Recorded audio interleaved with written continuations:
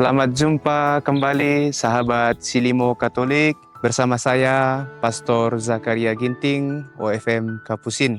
Pada hari ini edisi Senin 7 Juli 2025. Mari kita mengawali hari kita ini dengan harapan, dengan sabda Tuhan dan doa-doa. Maka sebelum kita memulai doa kita ini, kita panjatkan intensi masing-masing di dalam hati kita. Semoga rencana-rencana, begitu juga semua aktivitas yang kita lakukan pada hari ini, kita awali dengan sabda Tuhan dan Tuhan memberkati kita. Marilah kita berdoa. Dalam nama Bapa dan Putra dan Roh Kudus. Amin. Allah Bapa Maha Pelindung, Engkau selalu menaungi kami dengan terang cahaya-Mu. Semoga kami menyadari penyertaan-Mu agar dapat melakukan kehendak-Mu secara khusus pada hari ini. Ini kami mohon dengan pengantaran Yesus Kristus Putra-Mu Tuhan kami, yang bersama dengan Dikau dalam persatuan Roh Kudus, hidup dan berkuasa Allah sepanjang segala masa. Amin. Saudara-saudari, sahabat Silimo Katolik yang terkasih, mari kita mendengarkan sabda Tuhan. Tuhan bersamamu. Inilah Injil Yesus Kristus menurut Matius.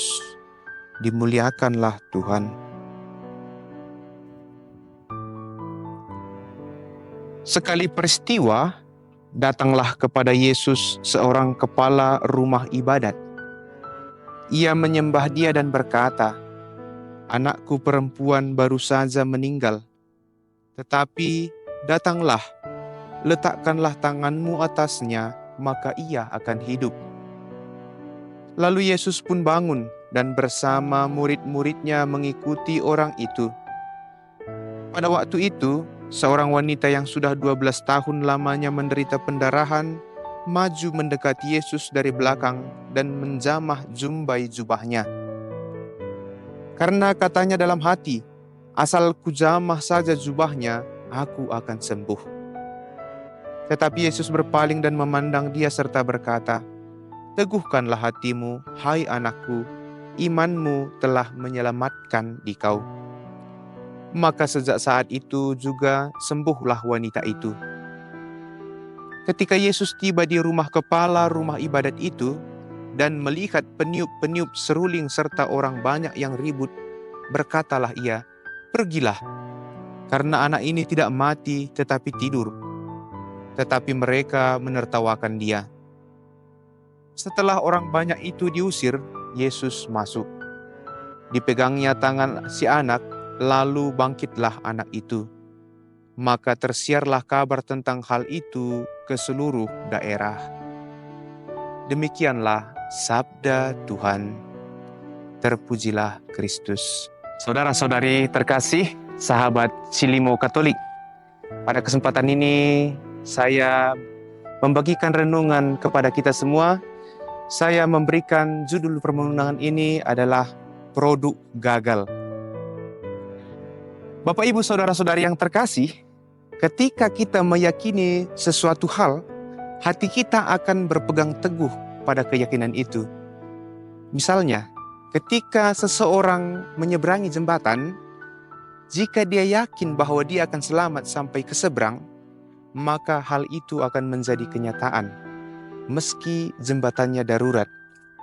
Tentu dengan pertimbangan yang matang. Sebaliknya, jika ada keraguan-raguan, maka besar kemungkinan akan timbul kegagalan.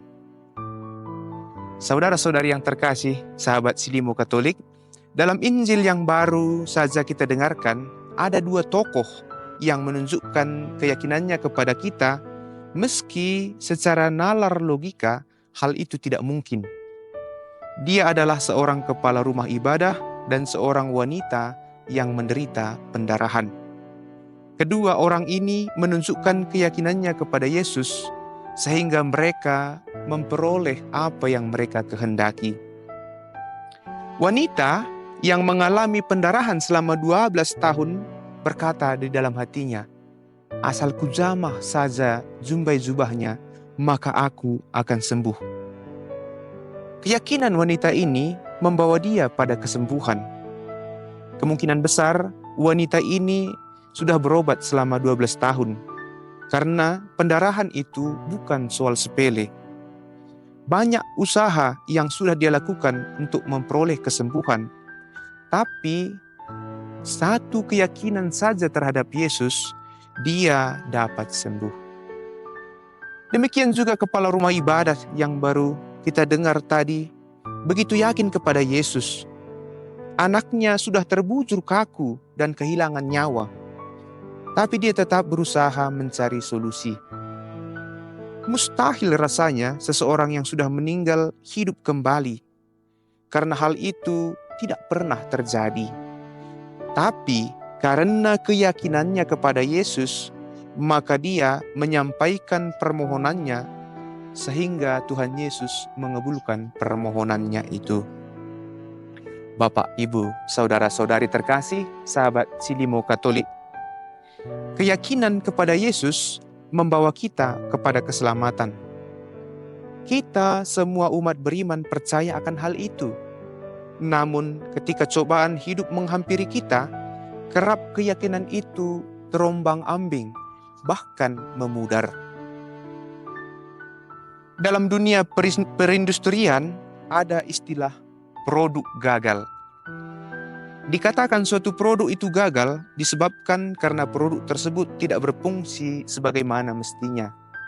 Misalnya, suatu motor yang dirancang kuat, irit, dan kencang. Ternyata setelah produksi itu jadi, motornya lemah, motornya boros dan lambat. Inilah yang disebut dengan produk gagal. Demikian juga kita sebagai orang beriman kepada Yesus yang kita katakan juru selamat kita. Kita sesudah dibaptis berjanji meneladani Yesus sebagai soko guru kita.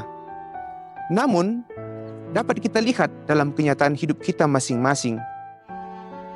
Sudahkah keyakinan kita mencerminkan iman kita? Atau kita juga menjadi bagian dari produk gagal yang kerap mesti diperbaiki. Semoga Tuhan memberkati kita. Marilah kita berdoa.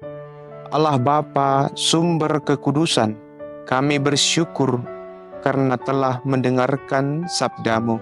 Semoga sabda yang telah kami dengarkan sungguh-sungguh membawa kami ke dalam permenungan dan menuntun hidup kami kepada kehendak-Mu saja. Ini kami mohon kepadamu dengan pengantaran Kristus Tuhan kami. Amin. Tuhan bersamamu.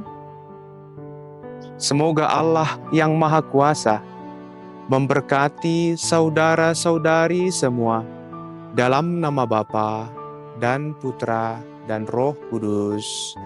Amin. Wah. Terima kasih untuk kita semua. Salam damai sejahtera.